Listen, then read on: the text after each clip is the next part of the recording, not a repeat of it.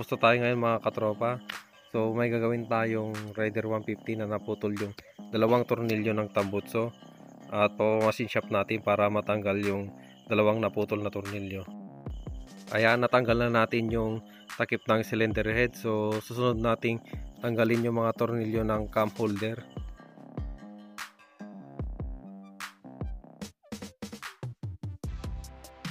Sunod nating tatanggalin yung mga cam holder niya.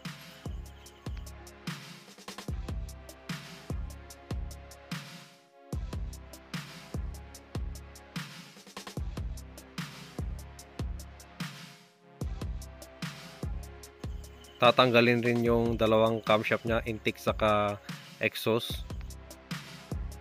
Tatanggalin rin natin yung 4 na tornilyo sa may cylinder head saka 3 rosca sa may gilid. Tatanggalin na natin yung cylinder head at 4 na taon na pala ito bago nabuksan.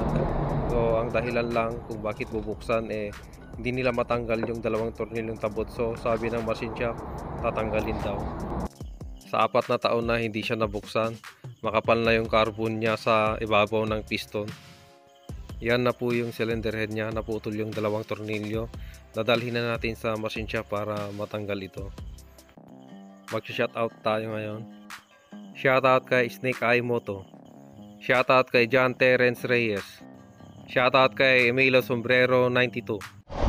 So pumunta na kami ngayon sa machine shop. So papabunot namin yung naputol na tornilyo ng cylinder head. Kasi dalawa yung naputol. Tapos sinubukan na rin nilang ipinunta sa machine shop, pero ang sabi ng machine shop daw ay kailangan tanggalin yung cylinder head. Kasi hindi nila aalis. Tanggalin yung tambutso natin habang hindi pa tumatagal. Habang kahit pag may 1 taon na or 6 months, so pwede natin paluwakan konti yung tornilyo ng tambutso. Tapos sigpitan natin ulit. Nangyari kasi dito, matagal na kasi yung motor niya. 2016 yung motor niya. Tapos ano na ngayon, 2020 November. So malapit na mag 2021. So sinubukan raw nilang tanggalin yung tambutso kasi nga magpapalit sila ng big elbow.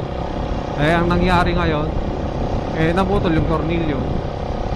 Siyempre sa tagal ng sa tagal ng hindi pagkakatanggal, dumikit na tuloy yung tornilyo sa may cylinder head.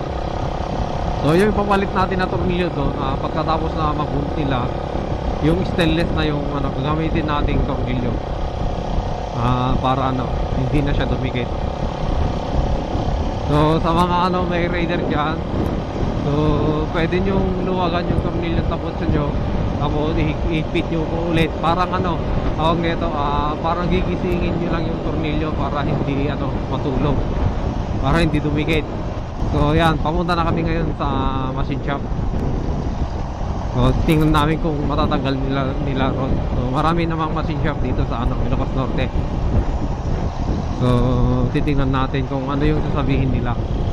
Ayan, natanggal na yung dalawang tornilyo na naputol. Bali 3 machine shop yung pinuntahan namin. Bali yung 4 machine shop, sila yung nakatanggal. Bali ang ginamit nila is pinainit nila ng acetylene tapos winelding ulit hanggang sa natanggal yung tornilyo. Lilinisan muna natin bago natin ikabit yung cylinder head.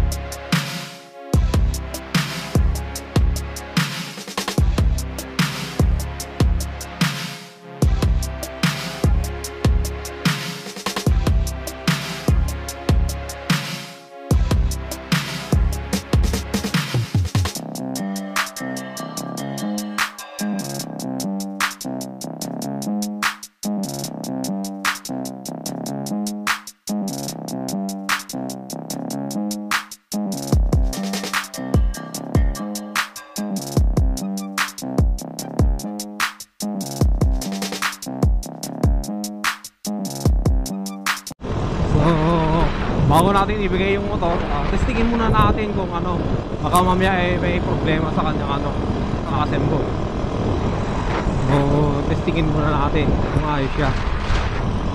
Bali nagpalit na rin siya ng ano, palit na rin siya ng elbow. Testing muna natin bago natin ibigay. So ang hirap nilang tinanggal yung ano, tornilyo sa may cylinder head. So kailangan nilang ano, gamitan muna ng acetylene. Kailangan nilang gamitan ng acetylene. Yung sa may cylinder head ay matanggal. Pinainit muna nila. Welding. Ang una ay ano, dinugtungan nila yung tornilyo na putol. So wineldingan nila. Tapos nung talagang hindi siya matanggal, ang ginawa nila ay ano, pinainit nila ng acetylene para ano, madaling matanggal. So bali ano, tatlong machine shop yung pinuntahan namin. So isang pinuntahan namin, marami silang ginagawa at saka mahirap daw tanggalin yung yung pangalawa naman na machine shop na pinuntahan namin, sinubukan niyang tanggalin.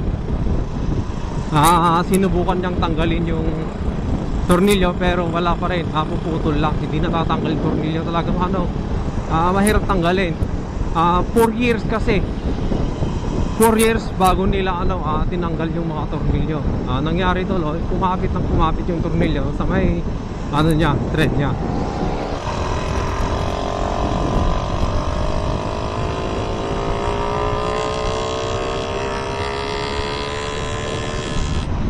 Okay. Lilito ako sa cambio nito, Yung cambio kasi nito is baliktad. Yung paharap niya na Primera, palikod yung ano, palikod yung padjak nga para mag Primera. Hindi katulad sa original na position niya na sa harap ka magpapadjak, sa harap ka aapak.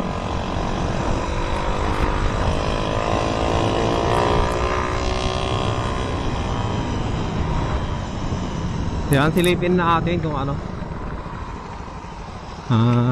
tawag na ito, baliktad na talaga.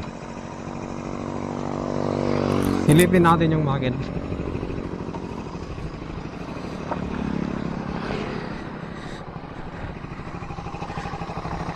Yan, ayos na, wala siyang ano, oil na tumatagas. Tapos nagpalit na pala yung elbow niya. So daing yung nilagay nila. Ano pala to, stock company. Stock company kasi wala pang nagagalaw. Bali open carb lang siya, tapos elbow lang yung nalagay. Tapos yung sprocket niya is stock pa rin. So ayos na siya. Sa mga gustong mapanood yung mga ibang video ko, so pumunta lang kayo sa pinaka main channel ko, dun sa pinaka main, makikita mo lahat yung mga video ko doon. So maraming salamat sa mga nag-subscribe at sa mga nanonood. So maraming salamat. So abang lang kayo, marami pa tayong i-upload na mga drag race, mga ginagawang motor. So yung iba kasi nahihiya akong nag-video sa mga motor nila, so hindi ko na-video. Pero sa lahat ng mga gagawin ko, subukan kong i-video lahat. So ayan, testing lang natin konti yung niya. Ay nako, nalilito ako dito Ano ba?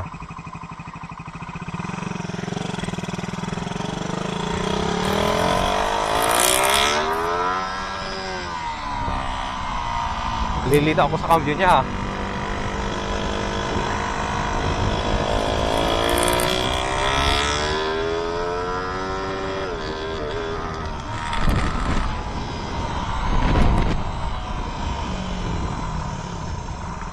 So yun, so stuck siya talaga kasi nagli-limit siya sa may 12